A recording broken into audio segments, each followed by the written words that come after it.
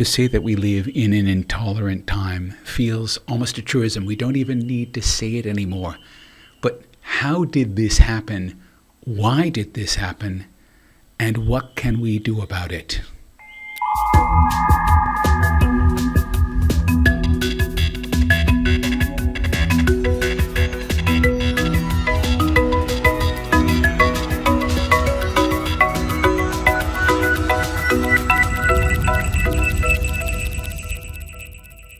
Good day, I'm Mark Pesce. The coming next billion seconds will be some of the most transformative in human history as AI touches almost everything we do and as we grow closer and closer together with all of our communications technology. But has that been the core of our problem?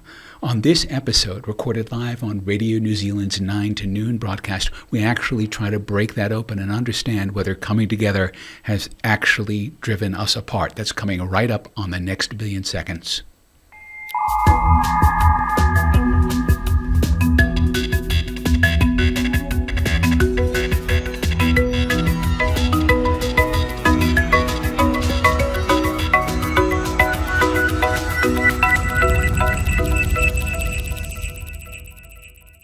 Mark Pesce with us right now, who is a great fan of all the new toys we get in the tech world, but is also very good at skewering them when we haven't thought about their impact. It's a really interesting new study you want to share with us first. Mark, good morning.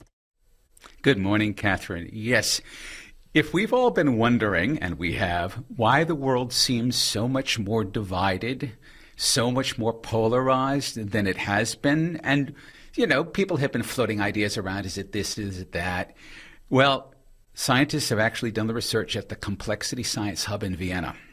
What they saw when they sampled was that there was a dramatic uptick in polarization and a drop in tolerance between 2008 and 2010. And like, okay, that's when it happened. And then they step back and say, okay, what specifically happened to us in that period of time? It appears, based on their research, something happened that hadn't ever happened before. Basically, for as long as we can go back, and I don't think that's tens of thousands of years, but certainly hundreds of years, we've generally had 1 to 2 very close friends. And that's just kind of been a constant no matter what culture you're in through human history for at least the last couple of hundred years.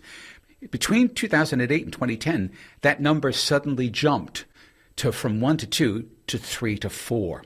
So it doubled. So the number of close people we have in our lives has doubled. And paradoxically, and this is the sting of the tale, Catherine, it seems that having more close friends actually makes us less tolerant. Okay, let's break down the various aspects of this. The first one is the timing, and it really is an interesting time to have zeroed in on, right? Yep. The second because you have Facebook and you have the iPhone at the same time. Okay. The second thing that they've zeroed in on, and I'm just looking at the graphs now and it's giving me a wee headache. The second, they've done the old, it's not quite a Venn diagram, I can cope with those, but they have looked at these two components, social connectivity and polarization, and what have they tracked? What's the sort of standout from it? So as the number of close connections goes up, so does polarization. They basically walk in lockstep. So the more close connections we have, the more polarized we seem to become, which is kind of paradoxical because you would expect that if you have more close connections, you'd become more tolerant because you've got more close connections. But in fact, the opposite seems to be happening. Can I ask what the definition of a close connection is, though? I mean, are we including Facebook friends, for God's sake? You know, I mean, no. Okay, no. So could you define what they mean when they say close connection?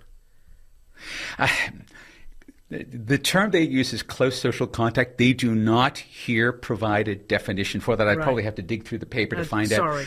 But it's all right. But if we go on just a good functional definition, that's going to be someone you're in close contact with every single day and probably several times a day. right? That's just like as a good Right. functional definition, that's probably what you would use to define as a close. So that's not a Facebook friend because it's not someone you're close to. That's parasociality, which is different, where it's sort of a simulation of a friendship. But we're talking about someone you're actually friends with and friends with continuously. What have they hypothesized as being the reason for this? What are some of the theories? So the basic hypothesis here is that more connections equals more polarization. And it may be that our brains are somehow getting maxed out trying to manage the greater number of close social connections. And so in some sense, they're kind of shutting down, or they're becoming a bit more severe in how they're grading any other connections. This is, I guess, the next thing that they have to look at. What's the actual mechanism involved? And I don't think they have a sense for that. This is really just pointing to, this is what we know is happening. This is the correlation. This is the period of time. And we know so much changed over that 2-year period. We know it is a greater number, though, as well, which is just where I'm thinking previously. We know that we've got a limit, even of contacts that we can, properly manage. I think 150 comes to mind. So yes, the greater number of those in close and regular contact is possibly causing a bit of overwhelm or a heuristic, a shortcut, a shortcut reaction rather than more deeply contemplating what this person's saying or doing, right? Yes, and again, because we really do only have limited, we're human, we only have limited cognitive capacity. So at some point, you're right, it's going to go into the too hard basket, and that then becomes the root of intolerance. Interesting.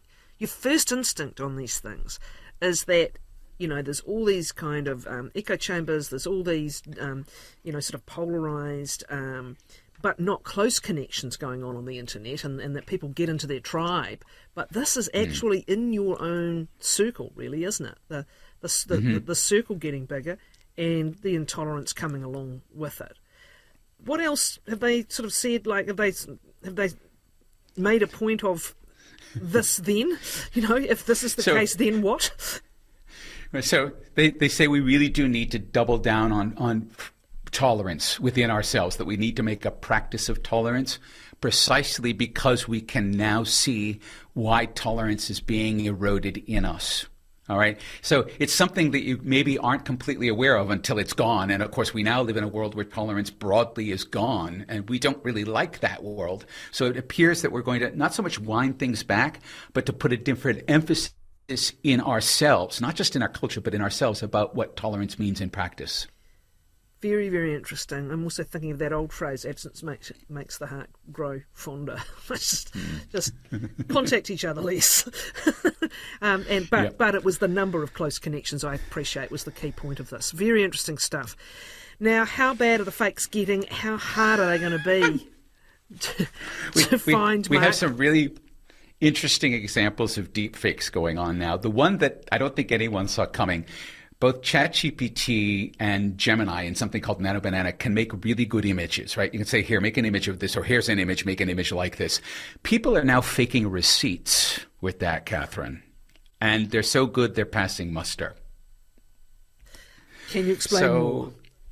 So, let's say you're filing an expense report and you need to gin up some receipts for things that you want to get paid for that never really happened. You can ask ChatGPT to gin those receipts up. Or if you're trying to do tax fraud or insurance fraud or whatever it is, you now have this basically infinite capacity to make fakes that are essentially indistinguishable from the real items. I suppose you've always been able to give it a go, haven't you? With the photocopier. Yeah, but this is fast. This is fast. And again, it's volume. Again, it's overwhelm. Yeah. Like if there's one person in your business or working with your business who's doing this, you might see the odd one and go, I'm not sure about that. But if it's overwhelm, because it's so easy and so many are doing it, it just gets that much harder, doesn't it? Yes. And when I found this out, I was actually talking to someone who was born and raised in Brazil, and he said, Mark, Brazil has an old tradition of receipts being faked. We have a national infrastructure. It's called NFE. Every receipt for every single transaction in Brazil issued by any, no matter how big or small the business, is registered immediately and signed, so cryptographically, so it can be proven to be true, and sent to the tax office. So I think that what Brazil has already had for a number of years is probably the place all of the rest of us are going to be going, because the fakes are getting so good. You talk about Brazil having a low trust culture, isn't that interestingly? Yes. We might all have to get a low trust culture very, very quickly. And so is that effective? If you have those codes on your receipts, that would make them impossible to counterfeit, and would make them recognisable, the fakes recognisable, yeah? That is the theory. I mean, we'll have to see what computing and AI can do. But yes, I think if you start to use a broad registration procedure for that, in other words, build more bureaucracy to protect us from fakes, then that would probably work. You think that's bad? Tell me about the latest deepfakes. So we've had audio deepfakes where you can basically listen to someone's voice for 10 seconds or even a minute and then create a stream of whatever words you want them to say. We now have that working in real time. So you can have a computer just listening to my voice in real time, and it could suddenly switch over to a synthetic version of my voice, Catherine, and you would not know it. And that voice could say whatever you wanted it to say. If it was your boss or someone faking to be your boss to get you to move those funds to his Cayman Islands account for that important business deal, it would be happening in real time. It would be responding in real time. So it would be impossible for you on the phone to discriminate a real voice from the fake voice, because there won't be any pauses while it's generating a new voice. Okay. So the impact of this is what? And almost impossible to trust yourself when you're hearing something so convincing, say on the end of the phone, saying send money. And really, and you and I talked about this earlier, where we talk about people establishing keywords, shibboleths in the parlance, where you can drop a word into the conversation that lets the other party know that you are who you are, because you agreed to this when you were face-to-face at some time. And neither party needs to particularly note it during the conversation. It's just the way to be able to tell this is the real person and not a synthetic voice. And it feels like if we're going to do a lot of business just on a voice basis, we're going to need to establish those protocols between ourselves as people in order to defend against deepfakes. Our poor old overwhelmed brains are going to get even more overwhelmed. And you're fighting human psychology. I mean, the human voice, along with vision, the human voice has been such a potent connector since, we first started grunting. It's a lot of psychology to try and override. Well, let's now go to the videos. And this is your third How Bad Are the Fakes Getting story.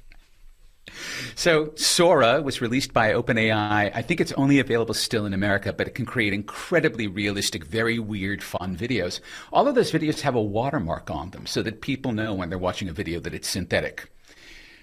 Now, another group of people have started to put the Sora watermark on their real videos because they're basically faking the fact that they're fake.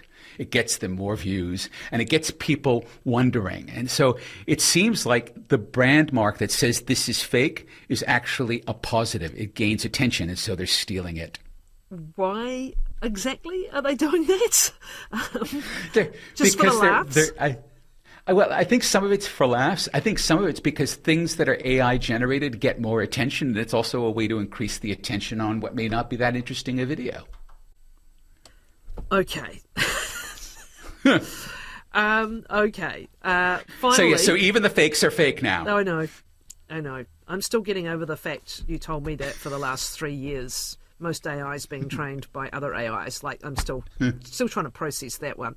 Now, what about the ultimate, I guess, which is the old being caught cheating using AI in your exams? Yes. Jen, have you found for us?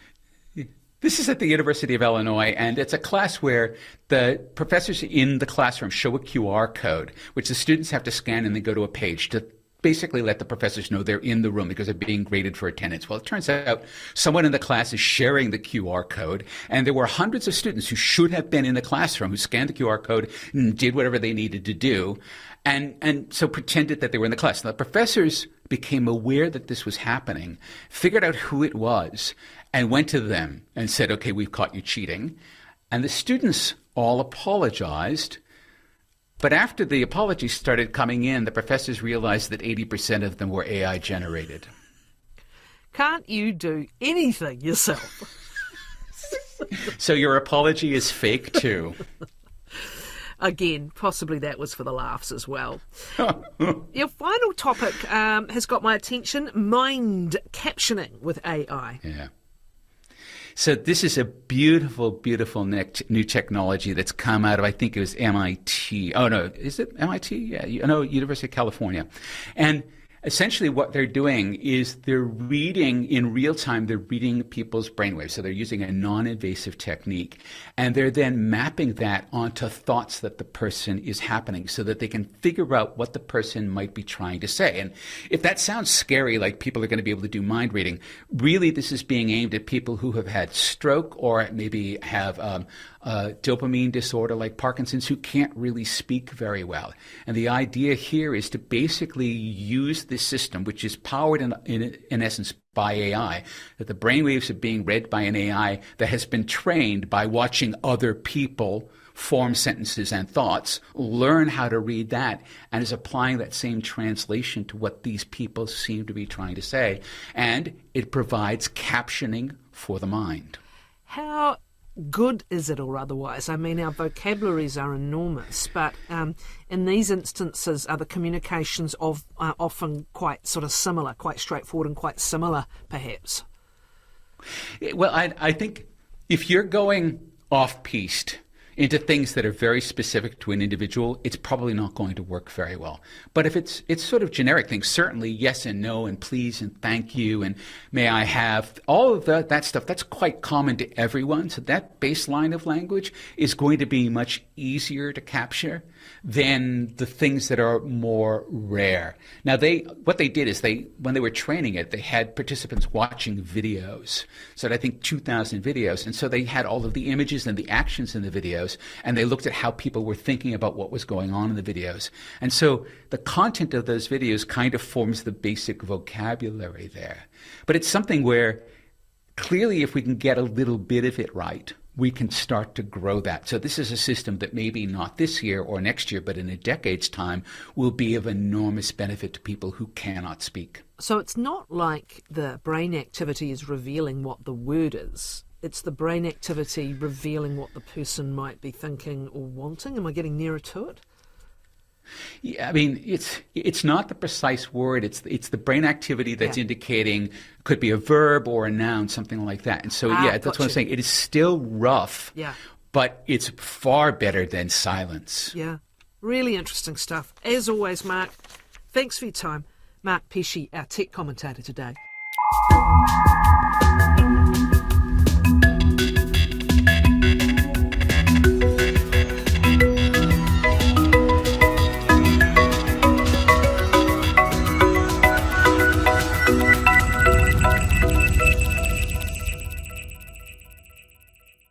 Big thanks to Radio New Zealand's 9 to Noon host Catherine Ryan and producer Victoria Young for all of the assistance in bringing this show to you. This show is produced by Mark Pesce and by Ample. If you like us, please follow us on your favorite podcasting app. And if you like this episode, please share it with a friend. We'll be back next week as we take our first deep dive into an area that will be consuming us in 2026, which is the intersection of aging and technology and longevity and the world. That's coming up next week on The Next Be in Seconds. This is Mark Pesce, thanking you for listening.